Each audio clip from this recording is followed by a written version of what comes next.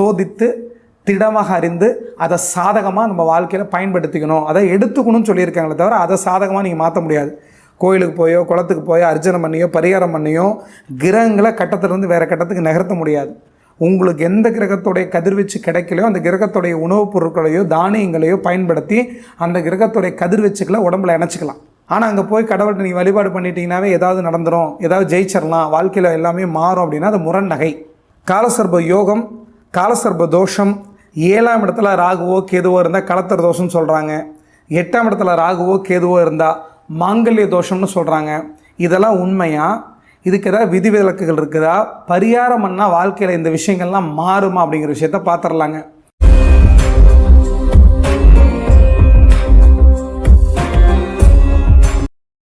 வணக்கம், நான் உங்கள் ஆத்ம நண்பன். நாளும் கோளும் நன்னிலை பொருந்திய இந்த நன்னாளில் எல்லோருடைய வாழ்க்கையிலும் நிம்மதி, திருப்தி, சந்தோஷத்துடன் கூடிய செல்வ செழிப்பான வாழ்க்கை வாழ பரிபூர்ணத்துவமான வாழ்த்துக்கள். ஜோதிட சாஸ்திரங்கிறது ஜோதிஷம்னு பேர். ஜோதின வெளிச்சம், ஒளி.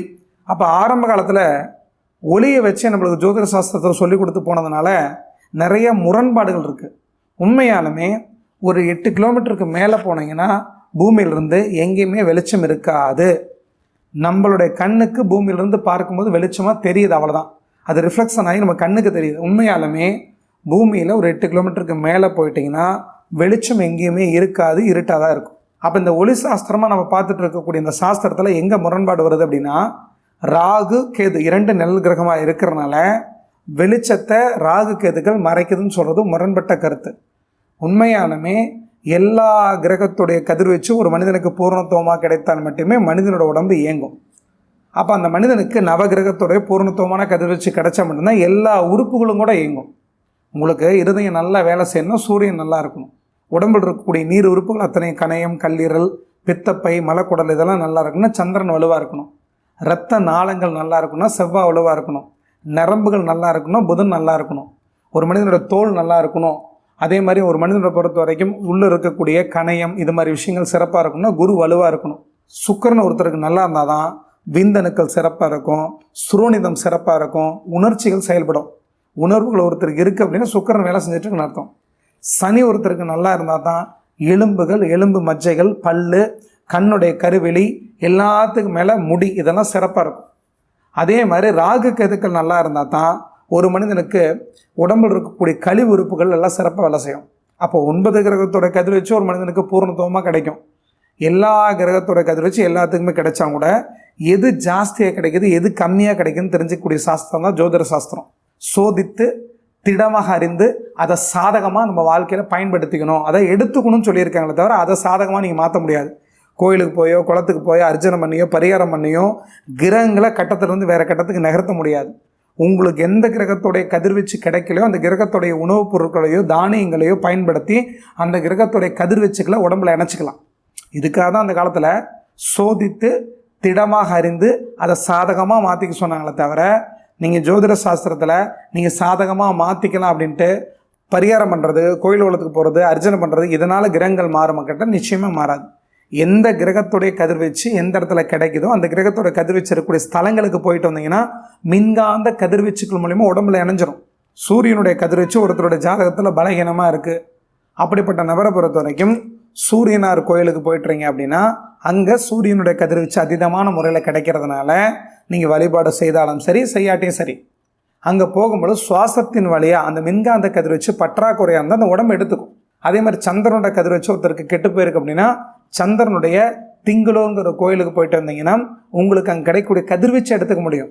ஒருத்தருக்கு தைரியம் இல்லை, எந்த ஒரு காரியம் ஒரு தடவை தொட்ட தள்ளி தள்ளி போயிட்டே இருக்குது, முயற்சி எடுக்கவே மாட்டேங்கிறீங்க, சுறுசுறுப்பு இல்லை அப்படின்னா செவ்வாய் கெட்டு போயிருக்குது அப்படின்னா செவ்வாயோட வைத்தீஸ்வரன் கோயிலுக்கு போகும்பொழுது செவ்வாயோட கதிர்வீச்சு நம்ம உடம்புக்கு எவ்வளோ பற்றாக்குறையாக இருக்குதோ நம்ம ஜாதகத்தில் எடுத்துக்கூடிய தன்மை எவ்வளோ இருக்குதோ அதை மட்டும்தான் எடுத்துக்க முடியும். ஒரு ஸ்டெபிளைசர் போல் இந்த உடம்பு கிரகத்துடைய கதிர்வீச்சுகளை வாங்கி உடம்புக்கு தேவையான அளவுக்கு கொடுக்கும். ஆனால் அங்கே போய் கடவுள்கிட்ட நீங்கள் வழிபாடு பண்ணிட்டீங்கன்னாவே ஏதாவது நடந்துடும், ஏதாவது ஜெயிச்சிடலாம், வாழ்க்கையில் எல்லாமே மாறும் அப்படின்னா அது முரண் நகை. புதனுடைய கதிர்வீச்சு ஒருத்தருக்கு பற்றாக்குறையாக இருக்குன்னா திருவெண்காடு போவாங்க, அங்கே இருக்கக்கூடிய கிரகத்துடைய கதிர்வீச்சு எடுத்துக்குவாங்க. படிப்பு ரொம்ப வரல, படிப்பு மந்தமாக இருக்குது, அசால்ட்டுத்தனமாக இருக்கிறாங்க, கல்வி ஞாபக சக்தி ஜாஸ்தி இருக்கும் அப்படின்னா மதுரை மீனாட்சி அம்மன் கோயிலுக்கு போவாங்க. இந்த கோயில்கள் எல்லாமே எதுக்காக வச்சுருக்கேன் அப்படின்னா, எந்த கிரகத்துடைய கதிர் வச்சு எங்கே கிடச்சிட்ருக்குன்னு கண்டுபிடிச்சு அந்த இடத்துல ஒரு கோயிலை ஸ்தாபிதம் பண்ணி ஒரு சிலையை வச்சு அங்கே ஒரு தெய்வத்தை வடிவம் வச்சு அங்கே கோயிலுக்கு போயிட்டு வந்தால் தான் உங்கள் வாழ்க்கையில் நல்லது நடக்கும்னு சொன்னால் தான் நீங்கள் போகிறீங்க. அப்படி போகிறதுனால உங்கள் வாழ்க்கையில் நல்லது நடக்கிறத நம்புறீங்க.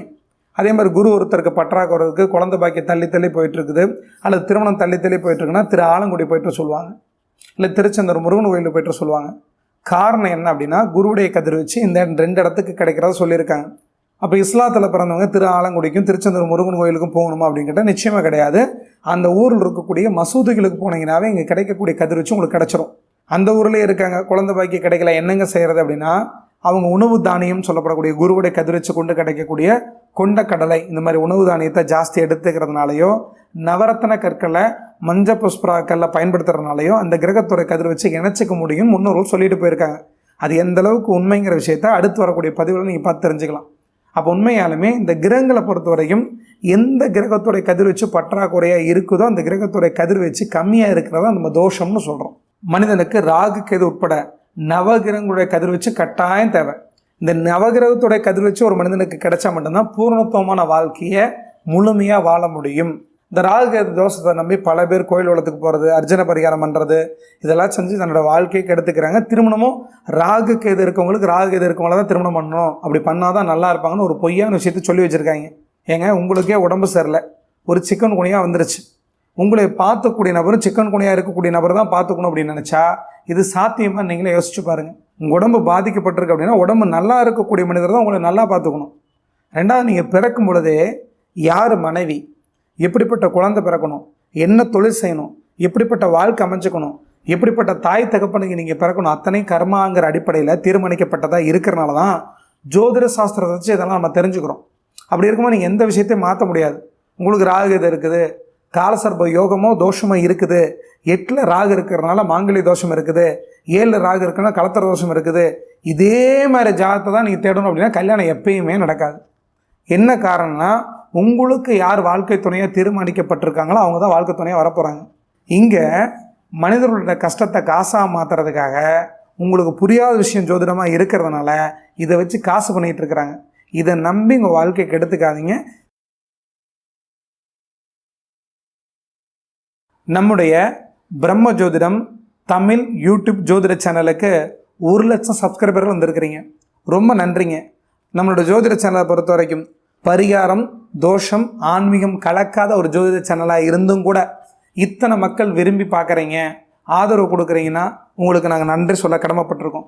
உண்மையாலுமே பிரபஞ்சத்தோட ஒரு துகள் தான் நாங்கள். எங்களுக்கு எதுவுமே தெரியாது, எங்களுக்கு என்ன தெரிஞ்சிருக்கோ அந்த விஷயத்தை பகிர்ந்துக்கிறோம், அவ்வளோதான். ஆனால் உங்களோட அன்புக்கும் ஆதரவுக்கும் முழு ஒத்துழைப்புக்கும் கோடான கோடி நன்றி. நீங்கள் இல்லை அப்படின்னா நாங்கள் கிடையாது. அப்போ உங்களோட அன்பும் ஆதரவும் ஊக்கமும் தான் அடுத்தடுத்த வீடியோ போடுறதுக்கு எங்களுக்கு மிகப்பெரிய ஆக்கசக்தியாக இருக்குது. அப்போ உங்களுடைய ஆக்கசக்தி எங்களுக்கு கொடுத்து எங்களை ஊக்கப்படுத்தி உற்சாகப்படுத்தி இவ்வளோ தூரம் எங்களை கொண்டு வந்திருக்கீங்கன்னா உங்களுக்கு தான் நன்றி சொல்ல நாங்கள் கடமைப்பட்டிருக்கோம். அதே நேரத்தில் இந்த ஜோதிட சேனல் மூலமா யாருடைய மனதாவது புண்படும்படி நாங்கள் பேசியிருந்தால், தெரியாமல் அந்த செயல் நாங்கள் செஞ்சுருந்தாலும் கூட தயவு செஞ்சு மன்னிச்சிங்க. உங்களுடைய அன்பு ஆதரவு இருக்கிற வரைக்கும் தான் அடுத்தடுத்த நல்ல பதிவுகளை இந்த ஜோதிட சேனல் மூலமா உங்களுக்கு கொடுக்க முடியுங்க. ரொம்ப நன்றிங்க. அடுத்த பதில சந்திக்கலாங்க. வணக்கங்க. 1.5 மில்லியன் மக்களால் பார்க்கப்பட்ட கர்மவனையோட ரகசியத்தை தெரிஞ்சுக்கணும்னா இந்த காணொலியை பாருங்கள். உங்கள் வாழ்க்கையில் நீங்கள் ஆசைப்பட்டது விரும்பினது அத்தனை அடையணும்னா இந்த காணொலியை பாருங்கள். உங்கள் பிறந்த தேதிக்கு எது லக்கி நம்பரும் தெரிஞ்சுக்கிறதுக்கு இந்த காணொலியை பாருங்கள்.